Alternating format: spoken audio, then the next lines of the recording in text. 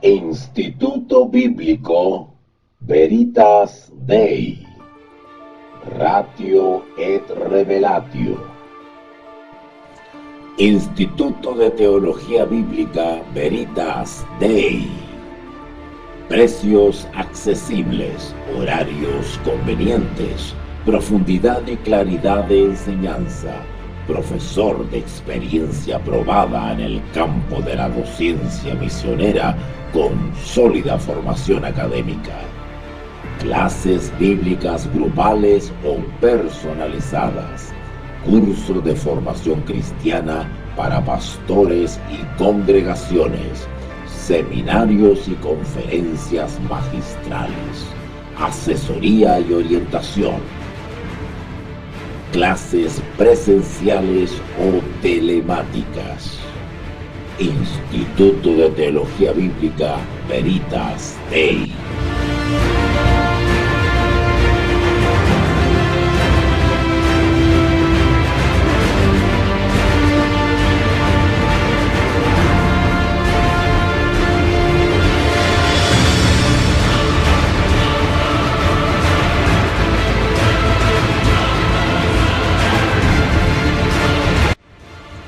Instituto de Teología Bíblica Veritas Dei.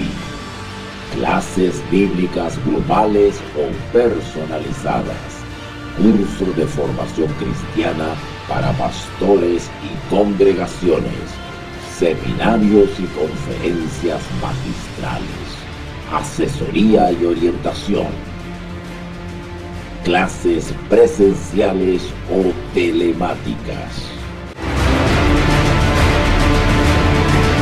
Instituto Bíblico Veritas Dei, Ratio et Revelatio.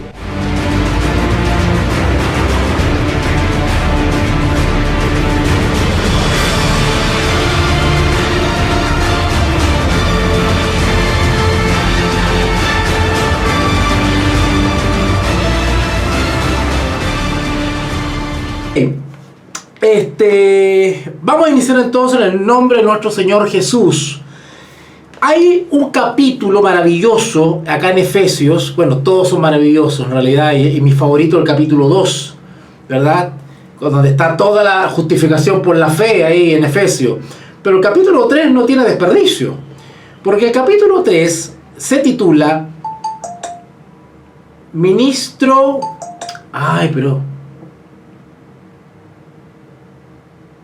Ya, mi hija me dice, no te preocupes, haz tu clase, me dice. Ya, menos mal que tengo una hija comprensiva y bien madura. Ok.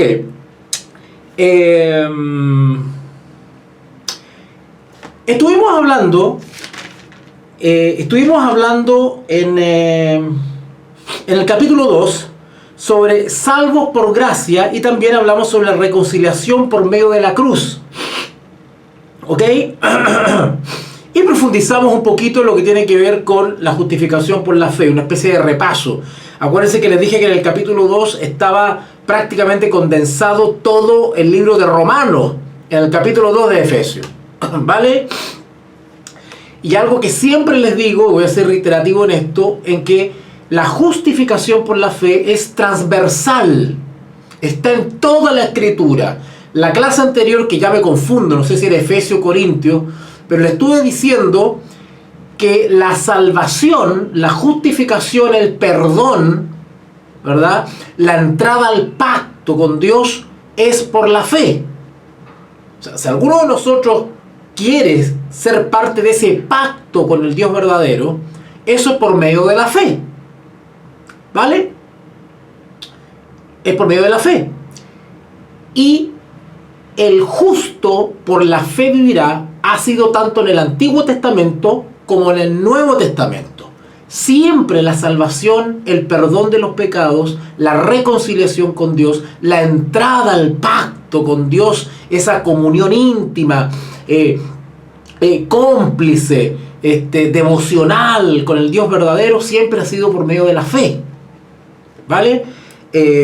Reitero esto porque hay una visión en la iglesia cristiana, hay una visión errada respecto a esto. Y cuando señalo cosas que me parecen que son errores en la iglesia cristiana. Ojo, no lo estoy haciendo en un sentido despreciativo, peyorativo.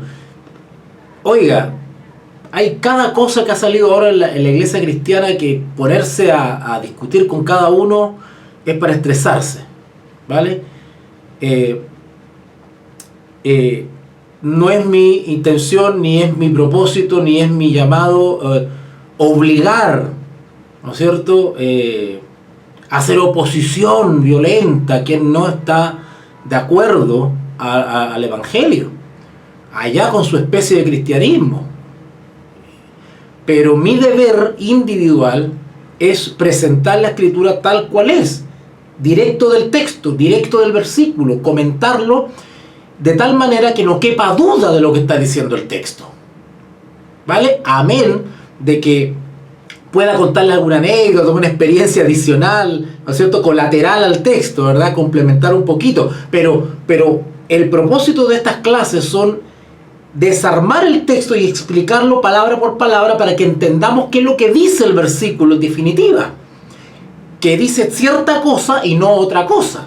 O sea, tener una lucidez de lo que dice el texto. Ahora, si en ese trabajo analítico, hermenéutico, me encuentro con que he estado en un camino equivocado, esa ya no es responsabilidad mía, sino que es responsabilidad tuya y de tu conciencia. Si tú habías creído que era así la cosa y resulta que ahora analizando el texto te das cuenta que no es así, bueno, ya eso es una responsabilidad tuya, ya es una responsabilidad moral ya de tu parte. Enmendar el rumbo, rectificar, ¿no es cierto?, desechar lo que estaba errado y adoptar lo que es coherente y correcto, ¿vale?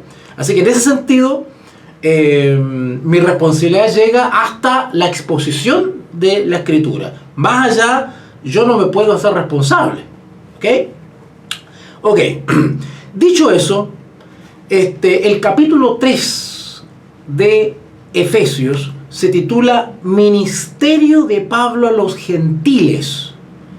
Ministerio de Pablo a los Gentiles. Bueno, el solo título ya nos habla de qué se trata el resto del texto. Efectivamente, Pablo lo que hace es, de alguna manera, describir su llamado, su ministerio, ¿vale? Cómo él, y por qué razones, y por qué motivos, y cuál es el contenido, y cuál es la naturaleza de su misión como ministro, ¿vale? Si bien él interactuó no solamente con gentiles, sino que también con judíos, su ministerio, por decirlo así, oficialmente estaba destinado a los gentiles, ¿vale? Ahora, muchos han especulado respecto a por qué Pablo fue elegido para dirigirse a los gentiles. ¿Por qué no fue Pedro, Lucas, Marco u otro? ¿Por qué Pablo? ¿Vale? ¿Por qué Pablo? Y de hecho muchos de los colaboradores de Pablo tampoco eran judíos, ¿vale? O sea, no eran judíos. ¿Por qué? Bueno, muy sencillo. Algunos han especulado, estoy de acuerdo con ellos, algunos han especulado que Pablo fue elegido para este ministerio por varias razones. Por razones naturales o propias y razones en cuanto a la trascendencia espiritual que logró Pablo. La experiencia espiritual de Pablo sin duda era singular.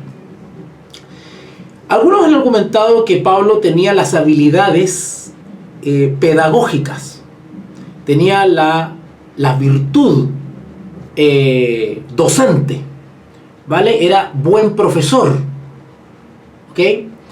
¿Qué más lo apoyaba a él en términos naturales, propios? Bueno, un hombre que era versado en cultura, ¿vale? Tenía una preparación, hoy diríamos académica, tenía una preparación académica, técnica, científica, cultural, que no tenían otros. Ciertamente habían otros que sí lo tenían, Pero bueno, en la inmensa sabiduría de Dios se escogió a Pablo, ¿vale? Segundo, quizás el carácter de Pablo, el carácter determinado, un hombre con convicciones, ¿vale? Recuerden que Pablo se describe a sí mismo diciendo que él era, si había uno que era celoso entre los judíos, ese era él, decía, y aventajaba a muchos de los de mi generación. O sea, ese celo o fanatismo fue reencauzado por el Espíritu Santo para una buena obra. Así que Pablo ahora tenía determinación y convicción, no fanatismo, convicción, determinación, osadía, pero para lo correcto, ¿vale? Es lo que pasó, por ejemplo, con Pedro. Pedro era impulsivo, arrebatado, sanguíneo, diríamos hoy día, ¿verdad? Sin embargo, eso no se eliminó de él, sino que se reencauzó. O sea, esas características naturales que tenemos cada uno son santificadas y son reencauzadas hacia lo correcto, ¿vale? Así que si bien Pablo era celoso y estuvo dispuesto hasta asesinar, perseguir y asesinar a la iglesia, bueno, uno usó todo ese arrojo, pero para la difusión del evangelio. ¿Se dan cuenta? Cuando el Espíritu Santo se transforma el carácter, no necesariamente elimina rasgos característicos de la persona. No, las santifica, las reencausa, las redirecciona. Eso es lo que hace, ¿vale? Así que en ese sentido, Pablo era el instrumento, el elemento ideal para hacer una obra cosmopolita. Porque Pablo no solamente tenía que lidiar con judíos, que son los de su propia nación, sino que también tenía que lidiar con otras culturas, especialmente la griega y la romana. Entonces, Pablo tenía todas las características para desenvolverse de manera óptima o eficiente en otras culturas, fuera de los márgenes de Palestina. Quizás que otros no hubiese tenido el criterio o el sentido común o el tacto para hacerlo. Pablo tenía ese tacto, era hábil, ¿vale? Era estratégico, era astuto en el buen sentido. Así que era el instrumento ideal.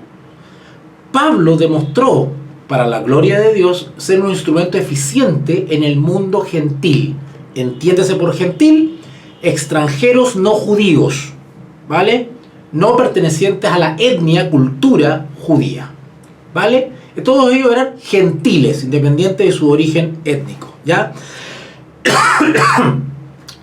Y ustedes se van a sorprender hoy día, se van a sorprender, porque hay unas cosas increíbles que acabo de repasar cuando le echaba un vistazo al texto, que realmente me dejaron conmovido. Vamos a leer junto entonces el texto. Efesios capítulo 3, versículo 1. Por esta causa, ¿cuál causa? ¿Cuál causa? Bueno, todo lo que hablamos en el capítulo 2, ¿verdad? Salvos por gracia, reconciliación por medio de la cruz, ¿verdad? La famosa justificación por la fe, ¿verdad? Que les hablé del capítulo 2.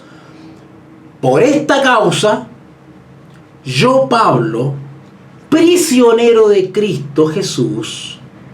Qué hermoso esto, prisionero de Cristo Jesús. A ver, yo quiero, que no me quiero extender mucho, porque esto da para tanto y es tan lindo comentar esto. Pero cuando Pablo pronuncia esa frase, prisionero de Cristo Jesús, Pablo está echando abajo todo viso, toda señal de orgullo humano. Todo vestigio de soberbia humana lo está echando al tacho a la basura con eso. Ahora, hagan el ejercicio que siempre les digo. Comparen el carácter de estos siervos comparado con los actuales.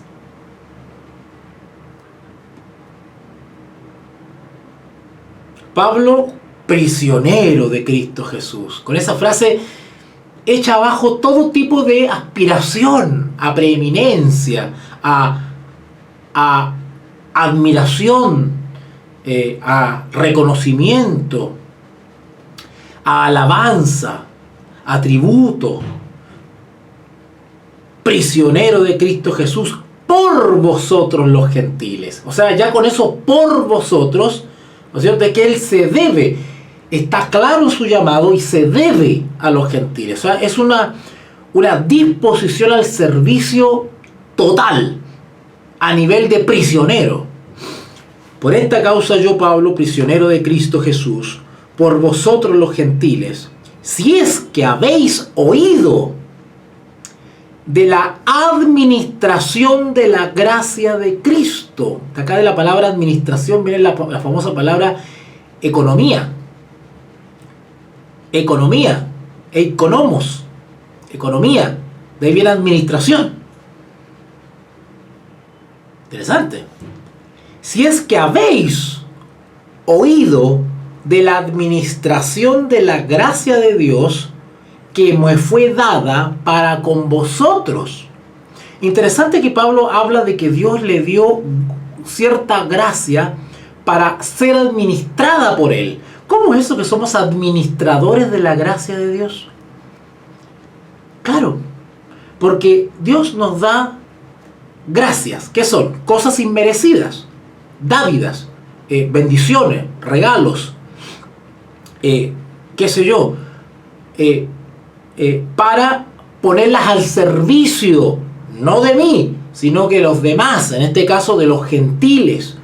Y esas gracias, esas bendiciones inmerecidas, tengo que administrarlas, es decir, no tengo que darles mal uso.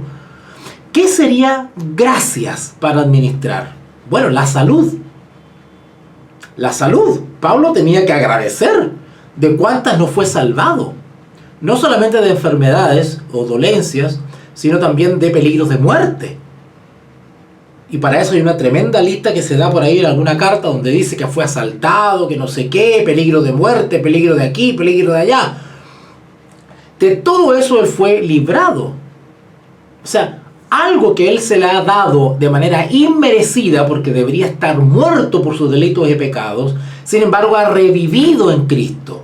Entonces él da gracias por la vida, es una gracia que se le da por misericordia y por lo tanto la bien administra. ¿Cómo la administraba Pablo? Bueno, dedicando esa vida al servicio de los gentiles. ¿Se está entendiendo? ¿Qué otra cosa? El alimento, los recursos, la sabiduría, la inteligencia, el conocimiento, los dones espirituales. Todo eso son gracias que vienen de Dios para que nosotros las administremos. Es decir, nosotros somos responsables, son los talentos que se nos dan para administrarlos y generar frutos. No guardarlos en un cofre. No, hay que generar frutos de esas gracias que se nos han dado. Versículo 2, Efesios 3:2. Si es que habéis oído de la administración,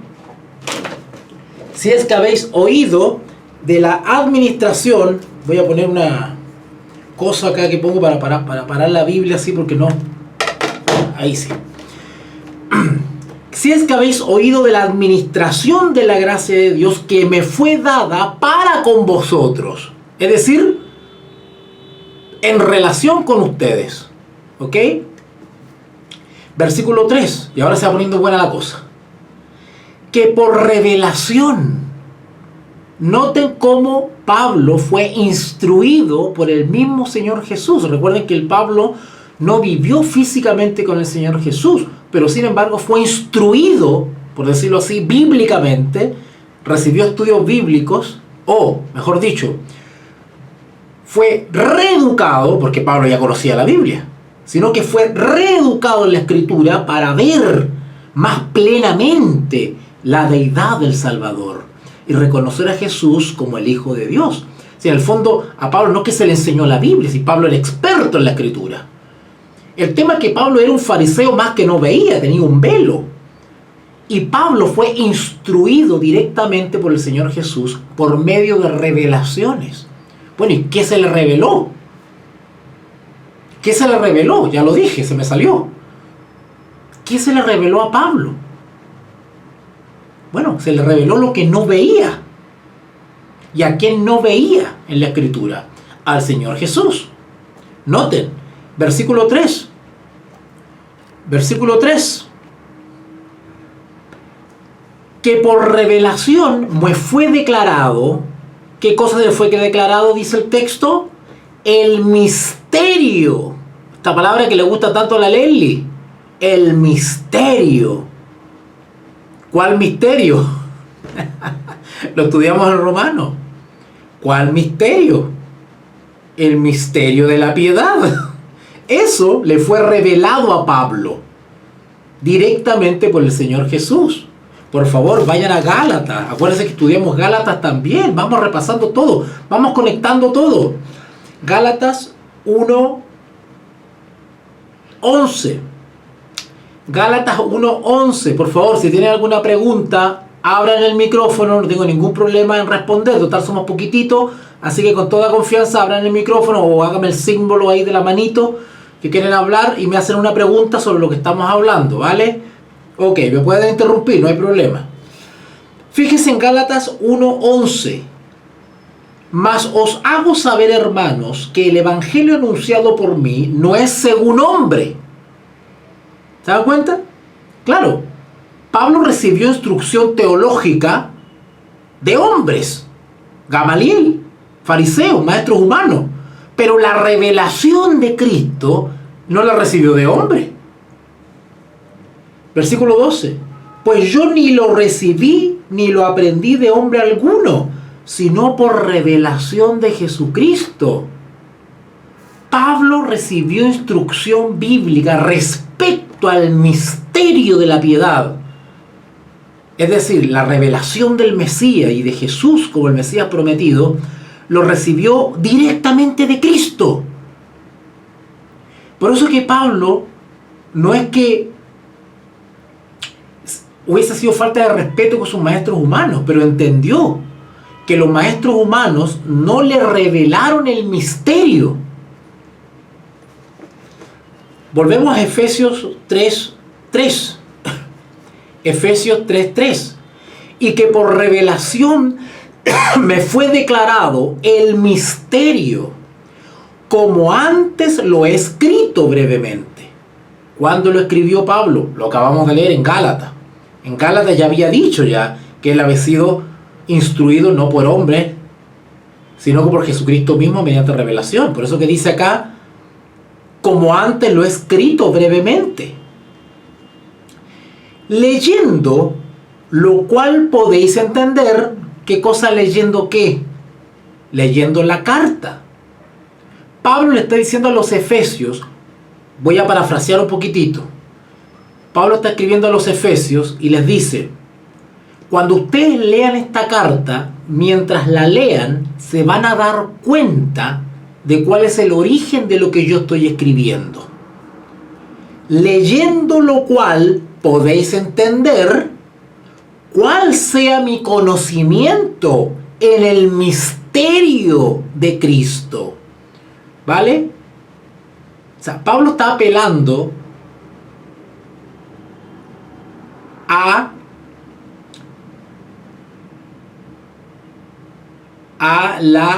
la comprensión de los lectores de esta carta. Cuando lean la carta, la naturaleza de lo que está escrito, ustedes se van a dar cuenta que yo le estoy escribiendo cosas que tienen que ver con el misterio de Cristo.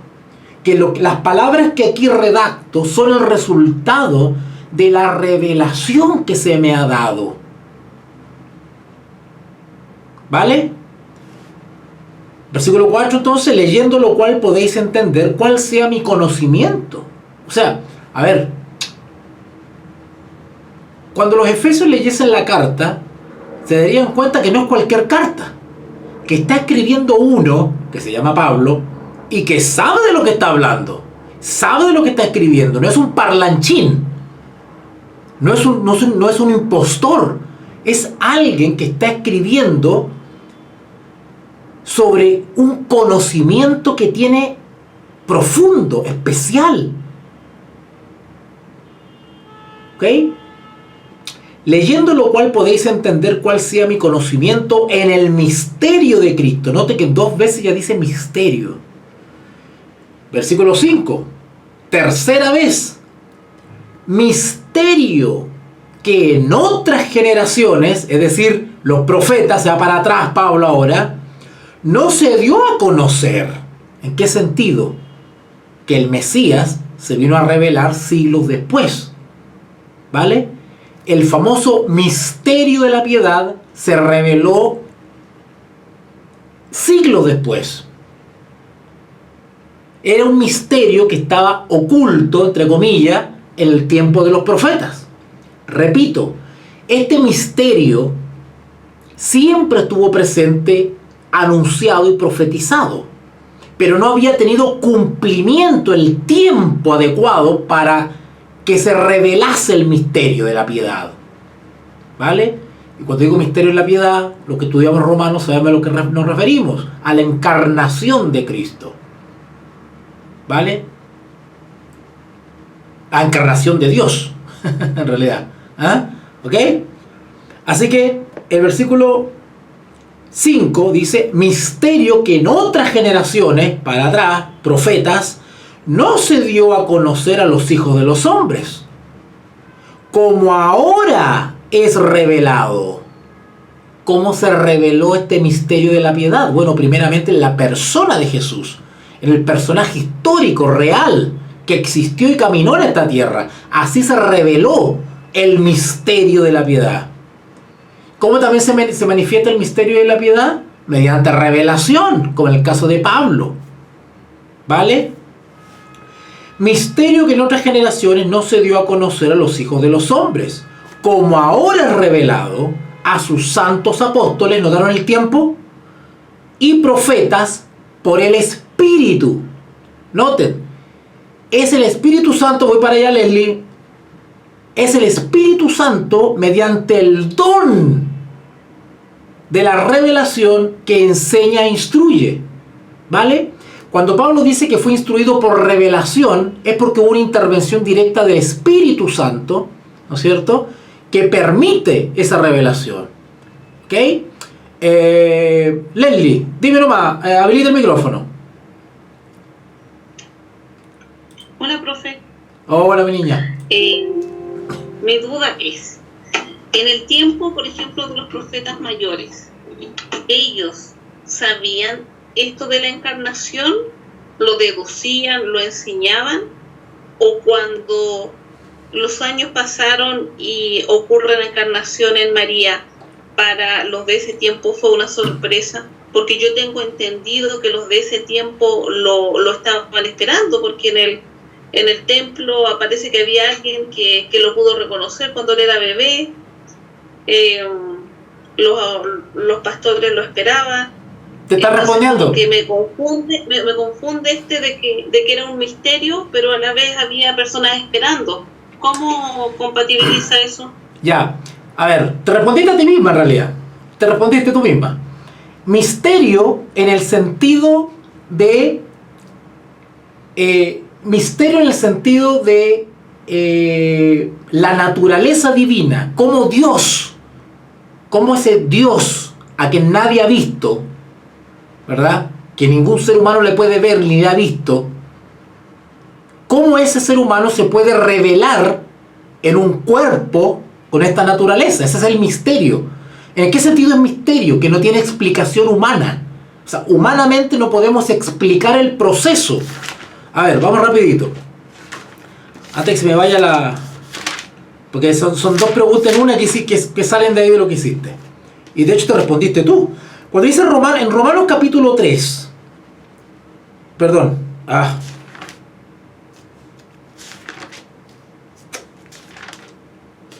uy, ¿dónde está? Ay, me olvidé, se me va a acordar, el misterio de la piedad, ¿dónde estaba? Mira,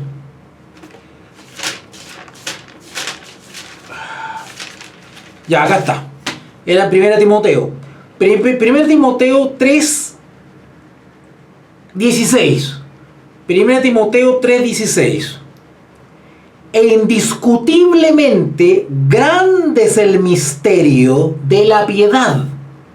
¿Cuál es el misterio de la piedad? Y lo enumera, lo sintetiza en varios puntos. Dios es manifestado en carne. Eso es un misterio. Dime, ¿cómo explicamos eso?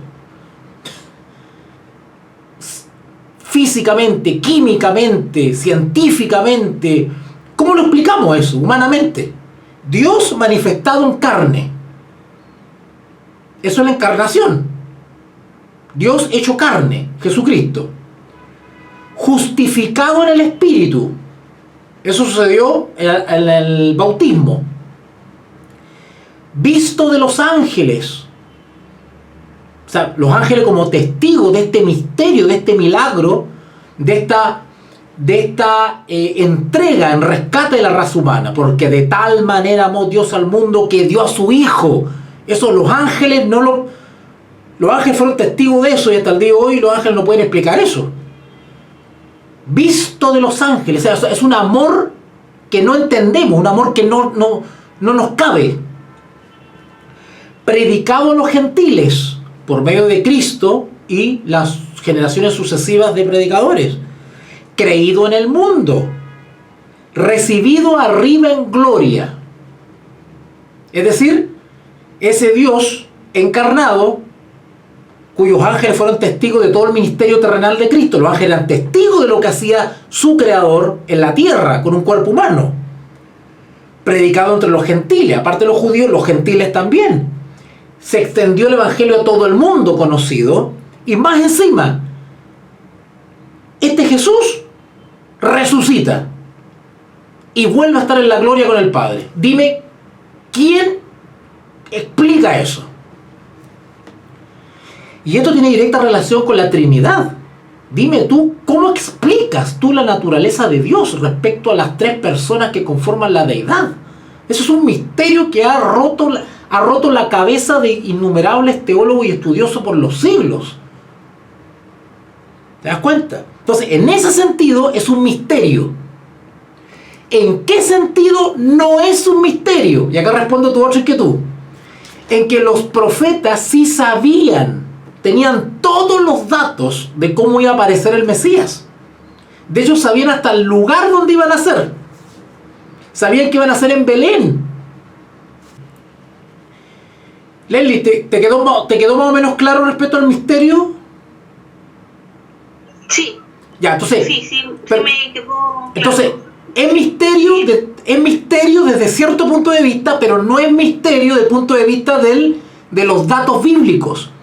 Los datos proféticos anunciaban todos los detalles respecto al Mesías.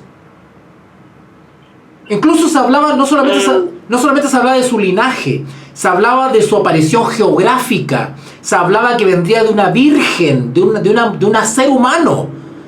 O sea, el único dato que no se da es el aspecto físico, porque todo el resto está descrito, Jesús está descrito completamente. De hecho, bueno, no vamos a ir a esos textos mesiánicos, porque si no nos vamos a extender, pero ustedes los conocen, los textos donde se habla de ti, Belén Efrata, vendrá, qué sé yo, el que será llamado príncipe, ¿verdad? El deseado de toda la gente, en fin, donde habla de que su rostro no tendrá parecer y no sé qué. Porque lo que menos importaba era el aspecto físico del Mesías.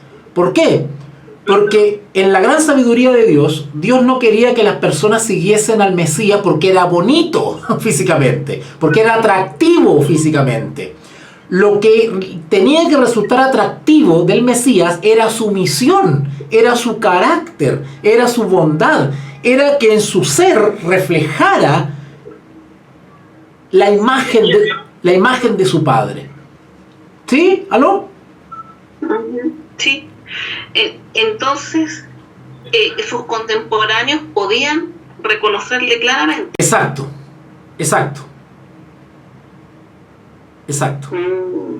Exactamente. Estaba tan claritamente. Oye, tú misma te respondiste. ¿Te acuerdas de Simeón?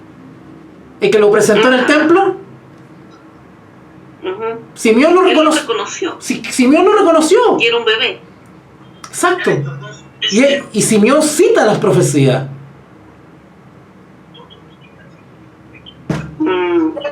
Y de hecho constantemente voy a silenciar a María. De hecho, constantemente los apóstoles y Pablo estaban citando el Antiguo Testamento. Por eso que hoy día es una contradicción cuando ciertos líderes cristianos menosprecian el Antiguo Testamento. Y dicen, no, pero que eso era el viejo pacto, dice, eso ya no está vigente. Y menosprecian el Antiguo Testamento y dan énfasis solamente al Nuevo Testamento. No, la Escritura, Pablo le dice a Timoteo que toda la Escritura es inspirada por Dios. Cuando dice toda, se está refiriendo a la Escritura existente. ¿Cuál era la Escritura existente cuando Pablo le escribió a Timoteo? El Antiguo Testamento. Pero también está implícita la misma carta de Pablo a Timoteo. También es escritura, porque es inspirada por Dios. Y que después fue incluida en el canon. Entonces, cuando Pablo le dice a Timoteo toda la escritura, se está refiriendo a toda la escritura, de Génesis a Apocalipsis. No somos quien nosotros para menospreciar cierta parte de la Sagrada Escritura y dar énfasis a otra. Como diciendo que, no, que esa era la salvación era por la ley, dicen algunos cristianos, ¿verdad? No, la salvación era por la ley, porque los judíos, porque aquí, porque allá. No tienen una noción exacta del pacto de Dios, de la relación de Dios con su pueblo. Si Dios ha sido el mismo siempre, de Génesis a Apocalipsis, el mismo Dios, y la manera de actuar ha sido la misma. Si lo que ha cambiado han sido los leales y desleales acá en la tierra, eso es lo que ha cambiado, lo que ha mutado, pero el pacto de Dios ha sido el mismo. No sé si eso responde de alguna manera a tu consulta. Sí, súper, muchas gracias. Vale, ya, acuérdense, cualquier duda o consulta me interrumpen, no tengo ningún problema, aprovechemos que estamos poquitos, así que podemos ya tomarnos el tiempo ahora. Volvemos a Efesios entonces, Efesios capítulo 3, versículo 5 quedamos. Y ojo, acuérdense entre paréntesis, porque una de mis especialidades, bueno, tengo varias especialidades en la escritura son libros que me he vuelto, no experto, pero me he vuelto avesado. Entonces, una de mis especialidades es el tema de la Trinidad bíblica. Es un tema que a mí me fascina y que me ha tocado defenderlo muchas veces, producto de corrientes que atacan el cristianismo actualmente y que minan la existencia de las tres personas de la deidad de la Sagrada Escritura. Por eso yo cuando le hablo de Trinidad, le hablo de Trinidad bíblica. Porque hay una Trinidad bíblica. Ahora, ¿por qué digo bíblica? Porque hay trinidades que son paganas. Entonces hay que hacer la diferencia. ¿Ok? ¿Se acuerda mi pastor Leslie María cuando en Efesios 2.18 dijimos que estaba la Trinidad ahí? ¿Se acuerdan? En Efesios 2.18 cuando dice, porque por medio de Él, o sea Cristo, los unos y los otros tenemos entrada por un mismo Espíritu, 2, al Padre, 3. Ahí están las tres personas. ¿Notaron? Efesios 2.18. Porque por medio de Él, Cristo, 1, los unos y los otros tenemos entrada por un mismo Espíritu, 2, Espíritu Santo, al Padre, 3. Fíjense ahora cómo otra vez está la Trinidad acá en la Escritura. Para que no se dejen engañar. La palabra Trinidad no está en la Biblia, es verdad. Porque la palabra Trinidad es una palabra teológica creada como herramienta pedagógica para justamente explicar la naturaleza trina de la deidad. Pero no porque no esté la palabra Trinidad en la Biblia quiere decir que la Trinidad no existe. La palabra Trinidad simplemente es una palabra para describir, para explicar, ¿vale? Y la palabra Trinidad fue creada en un contexto de apologética, donde la iglesia cristiana se empezó a enfrentar con la filosofía griega y otras corrientes paganas. Y la iglesia entró al ruedo, ¿no es cierto? Y comenzó a enfrentarse a la filosofía de una manera también filosófica. Entonces empezó a crear todas estas palabras, ¿verdad? Pero eso no altera el contenido de la Escritura. Pero son herramientas técnicas, teológicas, para abrirse paso en el mundo también filosófico y científico. Fíjense dónde está la Trinidad acá. Efesios 3, a modo de bonus track, y por el mismo precio. Efesios 3, 4. Efesios 3, 4. Leyendo lo cual podéis entender cuál sea mi conocimiento en el misterio de Cristo. 1. Misterio que en otras generaciones no se dio a conocer a los hijos de los hombres, como ahora es revelado a sus santos apóstoles y profetas por su Espíritu. 2. Que los gentiles son coherederos y miembros del cuerpo y copartícipe de la promesa en Cristo Jesús por medio del Evangelio. ¿Ok? Me salto al 10 para no leerlo todo. Para que la multiforme sabiduría de Dios, ahí está, 3. ¿Vale? O sea, tenemos a Cristo en el versículo 4, al Espíritu Santo en el versículo 5, y tenemos a Dios el Padre en el versículo 9. Y 10. Y 10. ¿Notaron? Ahí aparece. Pero retomamos el versículo 5. Misterio que en otras generaciones no se dio a conocer a los hijos de los hombres como yo creo que por ahí va tu pregunta, pero voy a ampliarme un poco más en esto, porque acá dice misterio que en otras generaciones no se dio a conocer.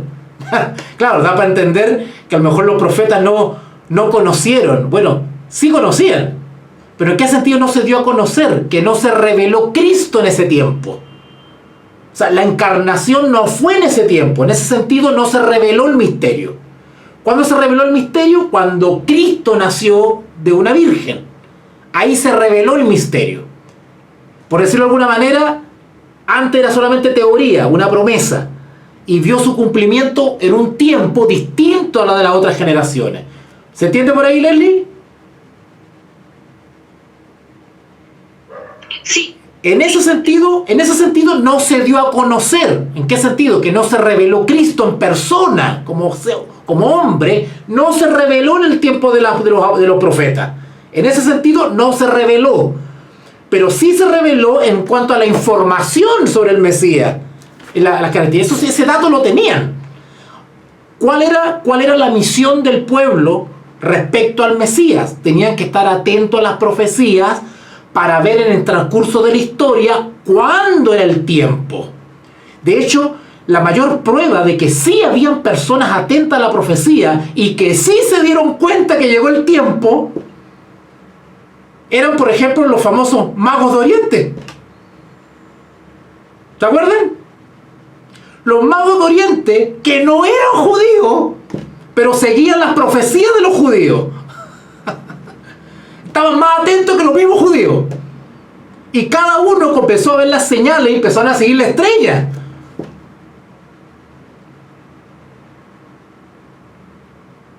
¿Se dan cuenta? Versículo 6. ¿Qué implica este misterio? ¿Se acuerdan que leímos recién en Timoteo el misterio de la piedad, que decía predicado a los gentiles? Bueno, acá está, versículo 6. Que los gentiles son coherederos. Es el misterio. El misterio es que Cristo, el mensaje del Evangelio, no solamente era para los judíos, era para todo el mundo. Que los gentiles son coherederos y miembros del mismo cuerpo. ¿Cuál es ese cuerpo? La iglesia. Y copartícipes de la promesa. La misma promesa que se le dio a Abraham está vigente hoy en día. ¿De quién depende de hacerte coheredero de esa promesa? ¿De qué depende? De tu fe en Jesucristo.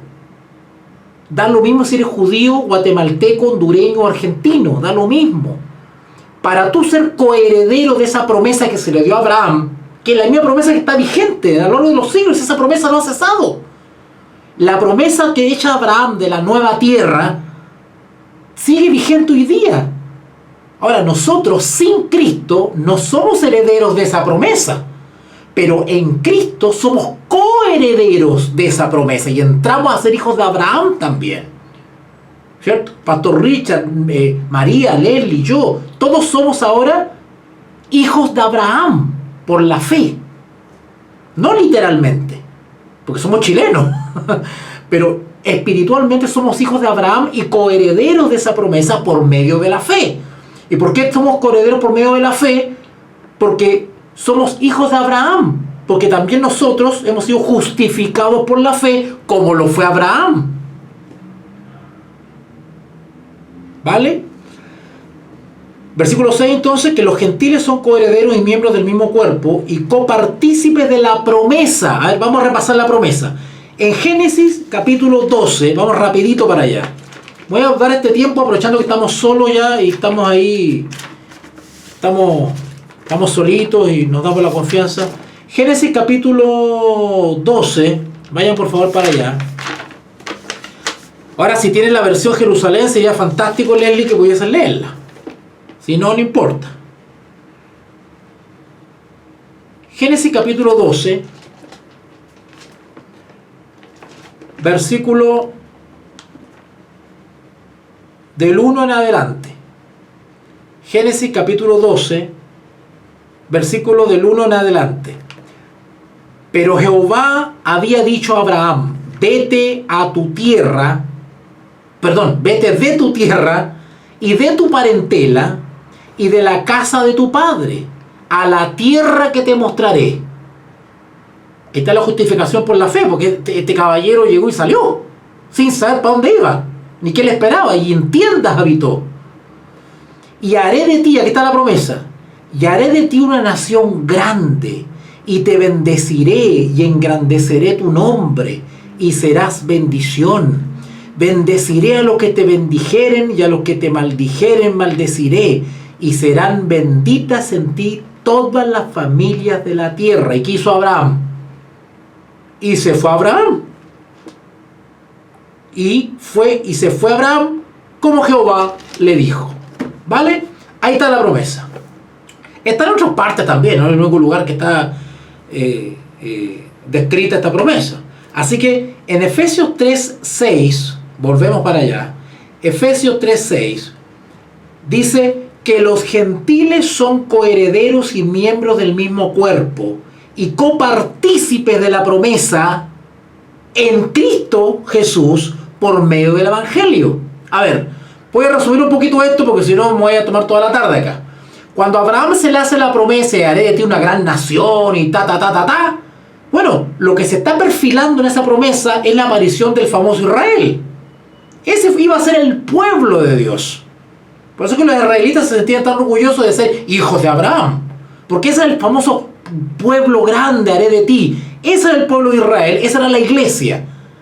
¿Y cuál era la misión de la iglesia? Difundir el evangelio, es decir, la justificación por la fe, desde Abraham para adelante.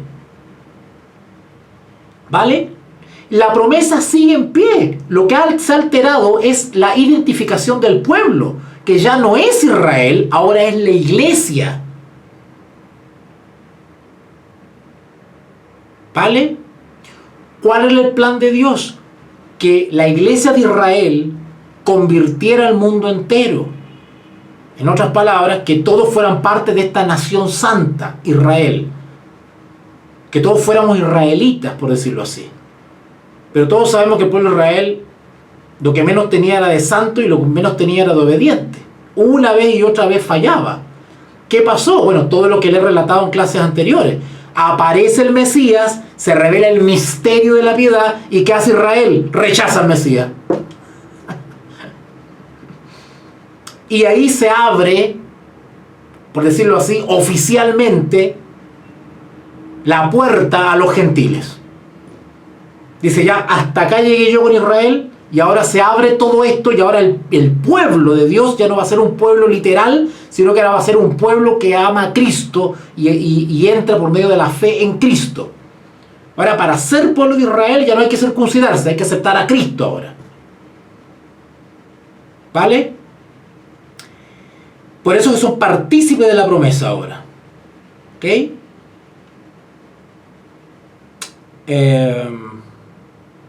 Se me fue, le iba a decir algo más, pero se me fue, ya me acordaré ya. ¿Ok? Versículo 7 entonces, Efesios 3:7. Del cual yo, y ahora entra el meollo del asunto, porque estamos hablando del misterio de Pablo a los gentiles. Y ahora ya él introduce su labor o su papel en este tema.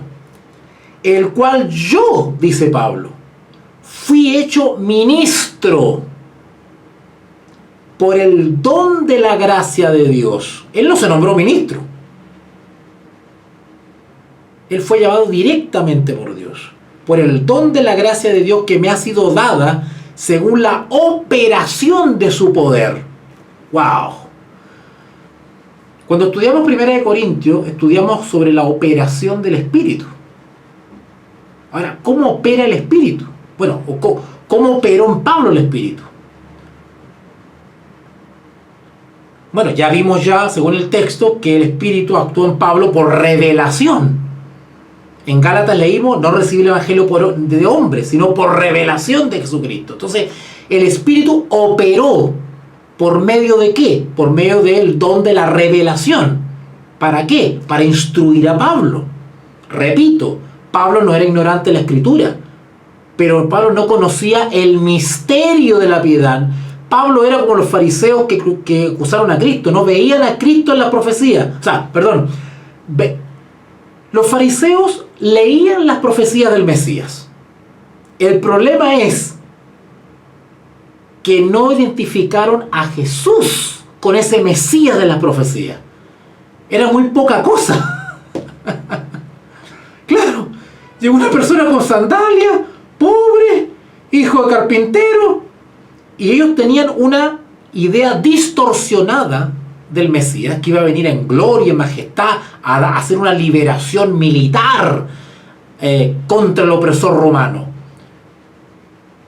Entonces, claro, aparece Jesús humilde, pobre, sencillo, reuniéndose con los más miserables de la sociedad, y dicen, este es nuestro gran Mesías de las profecías. Y lo menospreciaron, lo miraron en menos. Esa fue la verdad. Entonces, ¿los fariseos tenían conocimiento de la profecía? Sí. ¿Se la sabían de memoria? Sí. ¿Pablo se la sabía? Sí. Pero había un velo. ¿Cómo se le sacó ese velo a Pablo? Por revelación. Se le instruyó. A Pablo se le hicieron estudios bíblicos directamente por Cristo. Y se le mostró que la persona de Jesús era el que estaba anunciado por los profetas. Por eso es que Pablo, cuando da discurso, dice, y ustedes que lo crucificaron, y Pedro también, ustedes lo llevaron a la muerte. Le echan cara a sus propios judíos, a los propios nacionales. ¿Ok? Seguimos avanzando entonces, versículo 7. Del cual yo fui hecho ministro por el don de la gracia de Dios que me ha sido dada según la operación de su poder. Bueno, operó por medio de revelación y operó, tenemos testimonio de eso en todas las cartas, cómo operó el Espíritu en Pablo, dándole distintos tipos de dones, ayudándolo, hablándole. 8. A mí, dice, que soy menos que el más pequeño de todos los santos. ¿Por qué Pablo tenía ese concepto tan humilde de sí mismo? Bueno, algunos creen, y yo estoy de acuerdo con eso, yo creo que ustedes también van a estar de acuerdo porque es la lógica, es lógico. Bueno, no todo lo lógico es verdad, pero encaja, digamos, con la personalidad de Pablo, con su experiencia, así que esta lógica tendría veracidad. Que Pablo decía, a mí, que soy menos que el más pequeño de todos los santos, dice él, como diciendo, no, yo que soy el que menos me merezco, el haber sido considerado como apóstol a los gentiles. ¿Por qué? Porque en Pablo pesaba, y de eso se deduce de las expresiones de muchas cartas, donde dice, él le pesaba haber sido perseguidor de la iglesia. Pablo no solamente perseguía, Pablo mataba. Pablo era violador de la ley, Pablo era un asesino. Dice la Escritura que entraba a espada. echaba la puerta abajo y entraba a espada. Era celoso, era fanático religioso. Entonces eso, él, aunque tenía el perdón de Dios, humanamente, él tenía ese recuerdo.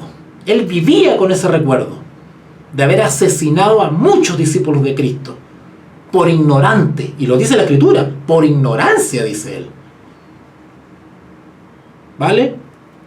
A mí, que soy menos que el más pequeño de todos los santos, me fue dada esta gracia de anunciar entre los gentiles. Por eso dice, me fue dada esta gracia, es decir, es un regalo inmerecido. Entre los gentiles, el evangelio de las... Y acá viene una cosa maravillosa. Mire cómo Pablo va agregando cosas. El evangelio de las inescrutables riquezas de Cristo. ¿Qué es algo inescrutable? Inescrutable. O sea, por más que escarbemos, no podemos conocer en plenitud las riquezas de Cristo. Y ahí está el misterio de la deidad. Es un misterio, en el buen sentido de la palabra, no en el sentido egoísta. En el buen sentido. ¿Por qué? Porque la naturaleza de Dios está en un plano que las facultades humanas no están capacitadas para comprender lo divino. En ese sentido, Pablo dice las inescrutables. O sea, lo que hemos alcanzado a experimentar del amor de Cristo no es nada comparado con lo que aún no descubrimos de Cristo. Acá dice las inescrutables riquezas de Cristo. Ahora, ¿por qué riquezas de Cristo? ¿Por qué no dijo las riquezas de Dios? ¿Por qué de Cristo? Bueno, porque justamente la justificación por la fe, que es una ¿cómo podría decir? Que es una experiencia nacida del amor de Dios. Porque de tal manera amó Dios al mundo que entregó a su Hijo, para que todo aquel que en Él cree, específicamente en su Hijo, no se pierda. Entonces, la sangre de Cristo, el sacrificio de Cristo, el ministerio de Cristo, todo lo que envuelve a la experiencia de Jesús el Cristo, está envuelto en un misterio de piedad, en un misterio de amor que no alcanzamos a dimensionar. El perdón por medio de esta persona llamada Cristo, una cosa impresionante. Y sigue diciendo Pablo, el 9, y de aclarar, nota, no solamente Pablo en el 8 habla de anunciar, nota el versículo 8, no sé, hay que tener atento a las palabras. Efesios 3:8, notan ahí la palabra anunciar a los gentiles, entre los gentiles, dice anunciar. Pero fíjese el 9, y de aclarar. No basta con anunciar, hay que aclarar, hay que explicar, hay que argumentar, hay que persuadir.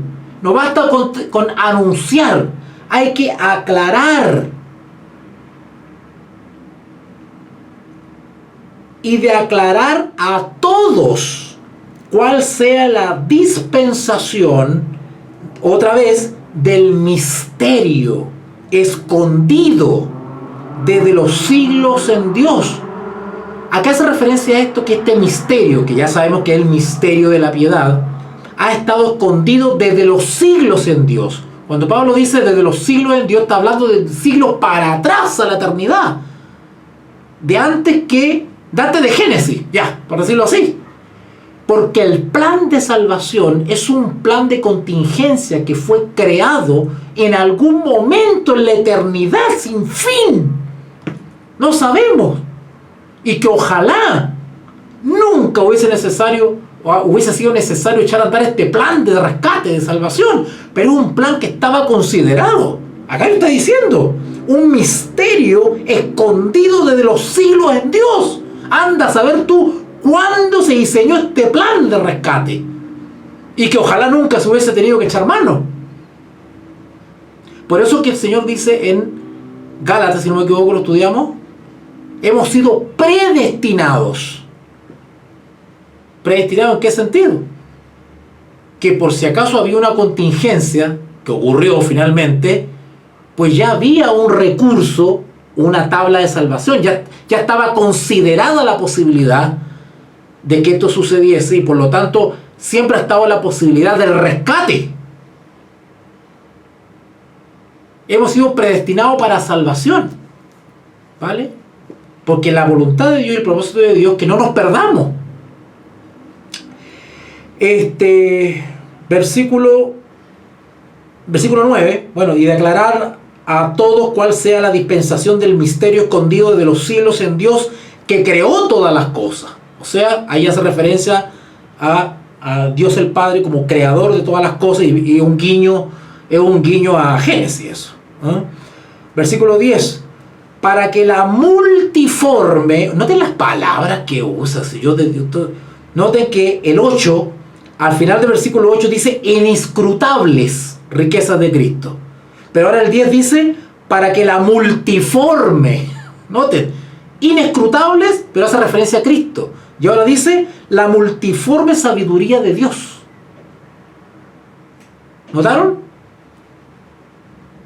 Acá dice la multiforme. O sea, multiforme estamos hablando de una variedad de formas de expresarse, de actuar, de manifestar su poder. O sea, es una cosa que no comprendemos y no se puede contar. Multiforme. No se puede dimensionar la cantidad de posibilidades que tiene, ¿no es cierto?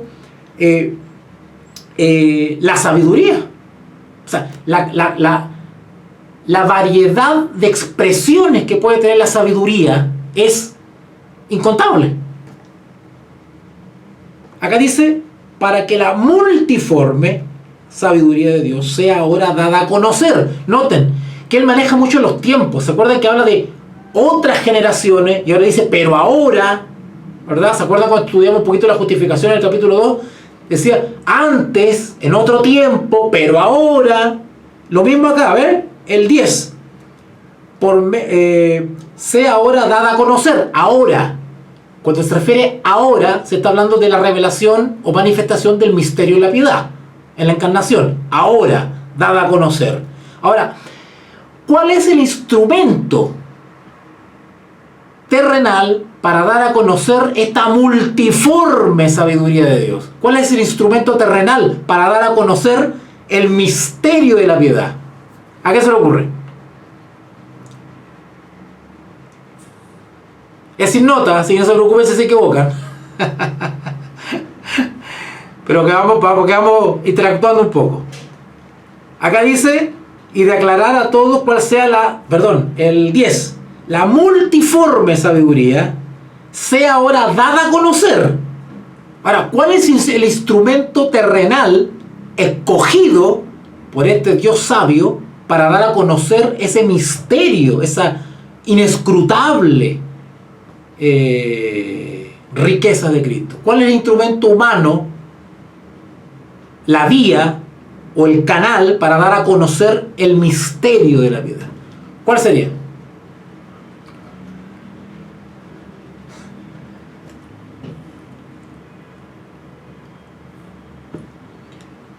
Puede haber dos respuestas, una particular y una general. La iglesia. Exacto. Esa sería la respuesta general. Del punto de vista colectivo, la iglesia como colectivo, como comunidad, es llamada, antes era Israel, pero ahora hay un solo cuerpo, dice la iglesia. O sea, la iglesia como comunidad, como cuerpo místico, es la encargada de revelar esas inescrutables riquezas de Cristo o la multiforme sabiduría. Es la iglesia. Ahora, la iglesia no es la institución. Claro, jurídicamente la iglesia es la institución, pero desde el punto de vista espiritual, la iglesia somos nosotros, Pablo incluido. Por eso Pablo dice, fue constituido ministro, dice. ¿Para qué? Para dar a conocer el misterio. Y Pablo es parte de la iglesia.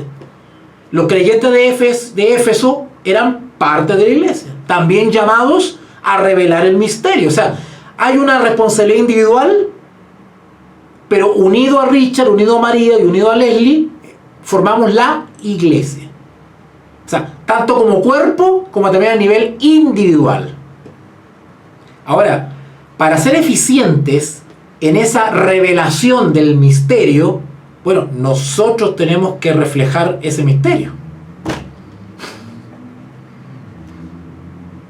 Nosotros tenemos que ser discípulos consecuentes. Nosotros deberíamos reflejar a ese maestro que decimos revelar. ¿Cómo lo vamos a revelar si yo no tengo esa revelación? Y cuando digo revelación no me refiero solamente a una cuestión teórica. Es una cuestión teórica, claro que sí, porque Pablo fue instruido, pero también fue experimental. Pablo recibió la revelación, pero lo vivió, lo experimentó. Él sufrió una conversión. ¿Te das cuenta? Que lo hizo decir prisionero de Cristo para los gentiles. Bueno, la pregunta que tendríamos que hacer ahora es esa. ¿Hemos tenido nosotros esa revelación, no solamente teórica, sino que también vivencial, para poder recién ser instrumentos de revelación? Ese es el tema. ¿O estamos mal representando?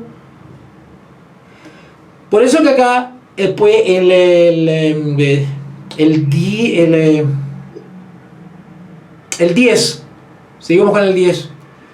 Para que la multiforme sabiduría de Dios sea ahora dada a conocer por medio de la iglesia a los principados y potestades en los lugares celestiales. Bueno, acá otra vez Pablo usa una expresión figurativa, ¿no es cierto? Como que los ángeles son testigos de lo que hace la iglesia en la tierra, ¿vale? ¿Te acuerdas, Leslie, cuando leímos en Timoteo el misterio de la piedad? Dice, visto de los ángeles. Eso es, pues.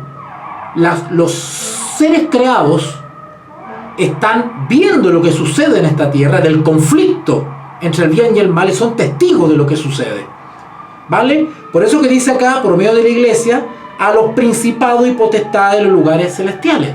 O sea, los ángeles son testigos de este conflicto cósmico, ¿vale? 11 dice, conforme al propósito eterno. O sea, cuando dice eterno, está haciendo referencia a lo que dijimos en delante, en el 9, cuando dice escondido, el 9, escondido desde los siglos. ¿Te acuerdas? Dice referencia para atrás, a la eternidad. Lo mismo está diciendo acá en el 11, conforme a su propósito eterno, es decir, siglos atrás. Ese es el propósito, o predestinado, es lo mismo, que hizo en Cristo Jesús, Señor nuestro. En quien tenemos, noten, en la persona del Mesías, en quien tenemos dos cosas. Dos cosas que no tenía Adán y Eva. ¿Se acuerdan cuando desobedecieron? Desobedecieron, sus ojos fueron abiertos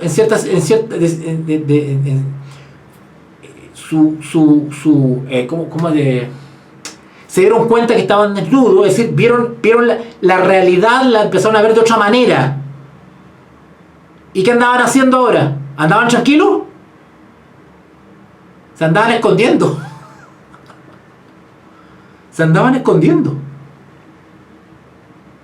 ¿Se acuerdan o no? A ver, vamos a Génesis.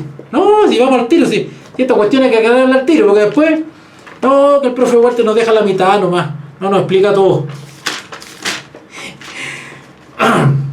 Fíjate lo que pasó ahí en Génesis capítulo 3. Ay, Señor. Acá se van a caer de la silla con lo que les voy a decir. Porque esto tiene mucho que ver con profecía. Algunos creen que las profecías solamente están ahí en Apocalipsis o en Daniel. No.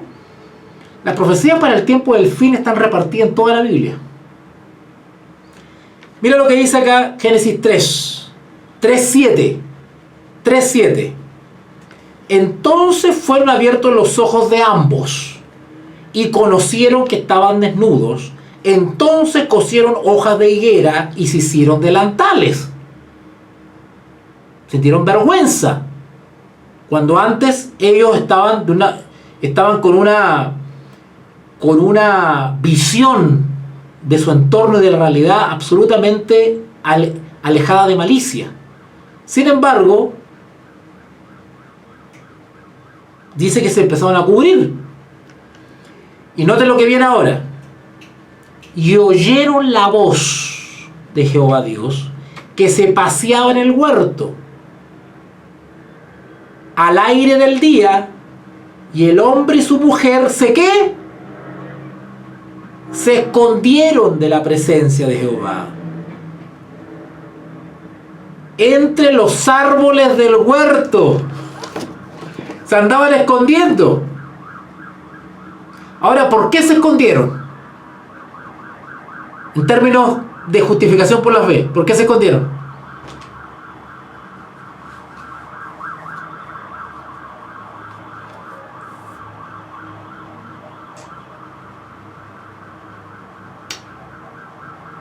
¿Qué hizo Eva y Adán al hacer caso a las seducciones de la serpiente?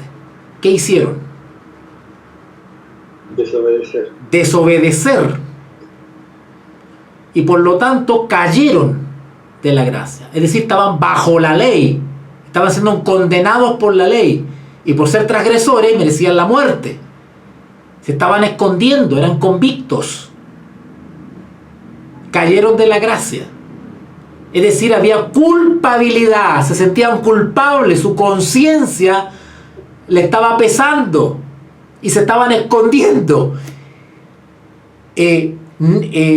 Neciamente, porque no se pueden esconder del Creador. Era una cosa absurda. Pero sin embargo, se escondían. Sabiendo que no se pueden esconder. Es una cosa increíble. ¿Vale? Ahora, ¿han leído ustedes el libro Apocalipsis? ¿Qué va a pasar con los impíos? ¿Que no se arrepintieron y se mantuvieron en desobediencia?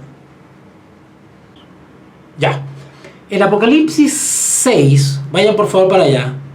Apocalipsis 6, 16. Bueno, algún día vamos a estudiar Apocalipsis. Respecto de los sellos, esa es la temática. Mira, ¿dónde estamos? Estamos en Efesios, estamos en Apocalipsis. Oye, ya. Más desordenado no puedo ser. Estamos en Apocalipsis 6 y el contexto es son los 7 sellos. ¿Vale? En el 16, que es la revelación del sexto sello, ¿vale? No voy a entrar en detalle porque no estamos estudiando Apocalipsis, pero quiero que vayamos al texto sobre una experiencia en el tiempo del fin que describe este sexto sello respecto a los impíos.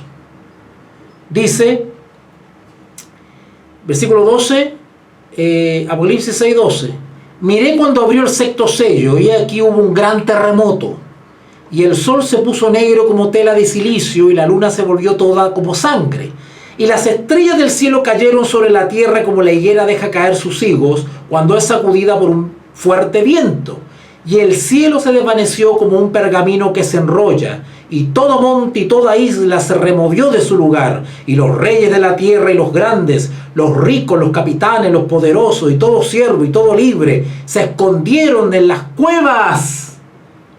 Se escondieron. ¿Qué leímos recién en Génesis? También se escondieron. Acá dice, y todo siervo y todo libre se escondieron en las cuevas y entre las peñas de los montes, y decían a los montes y a las peñas: caed sobre nosotros y escondernos del rostro de aquel que está sentado sobre el trono. Es la misma actitud del culpable, del que no quiere enfrentar la situación porque se ve delatado.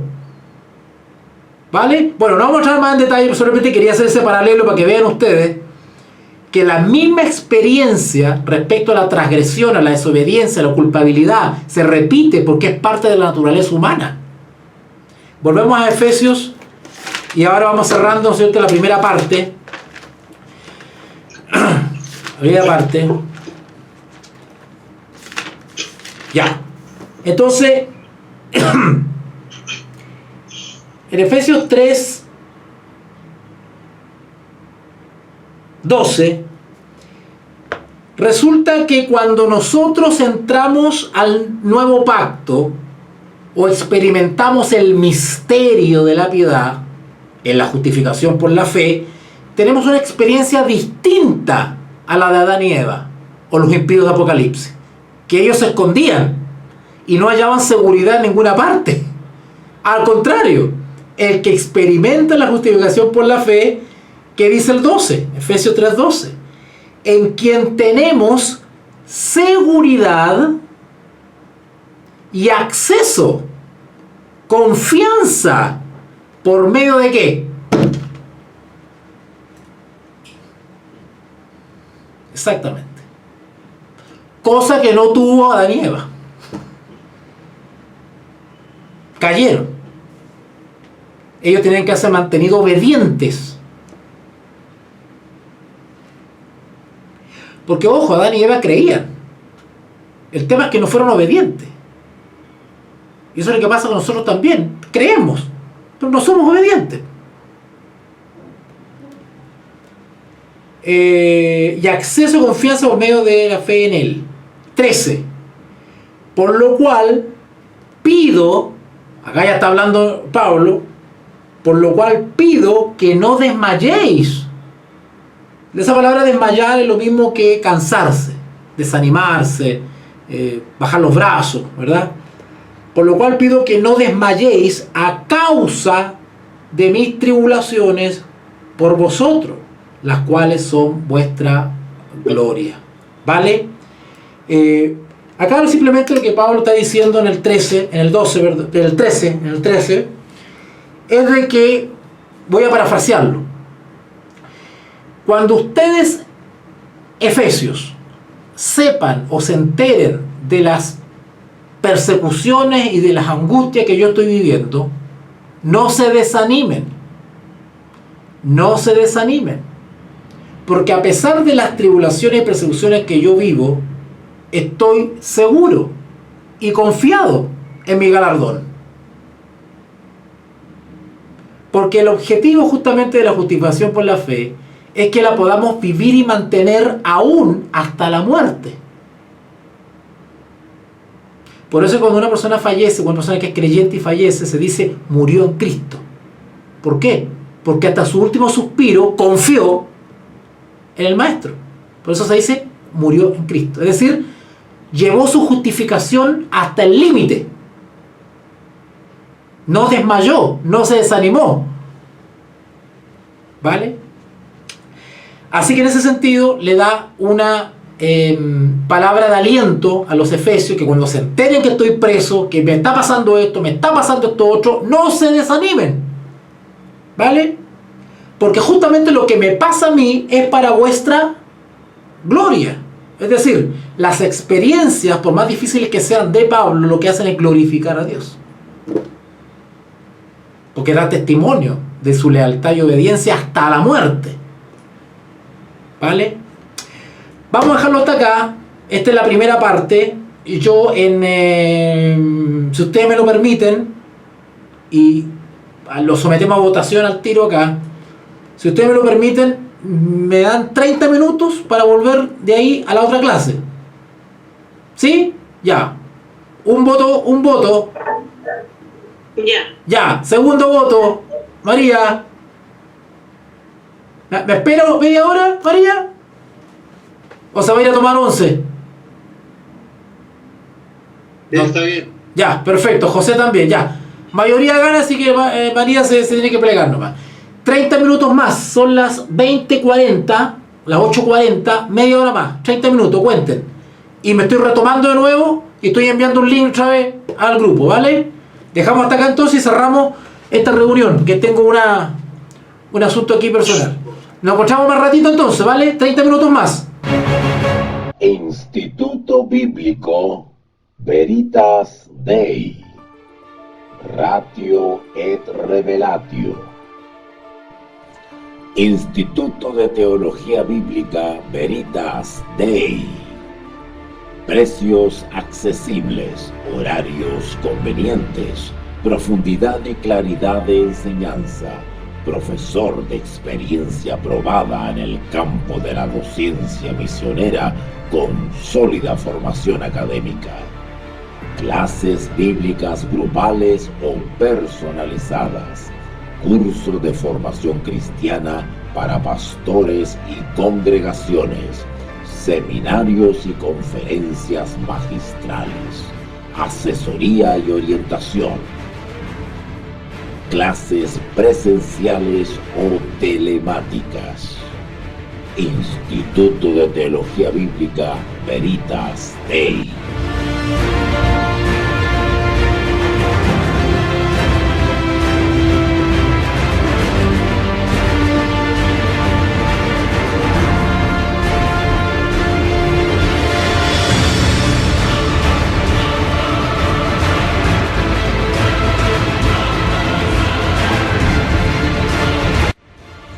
Instituto de Teología Bíblica Veritas Dei. Clases bíblicas grupales o personalizadas. Curso de formación cristiana para pastores y congregaciones. Seminarios y conferencias magistrales. Asesoría y orientación. Clases presenciales o telemáticas. Instituto Bíblico Veritas Dei.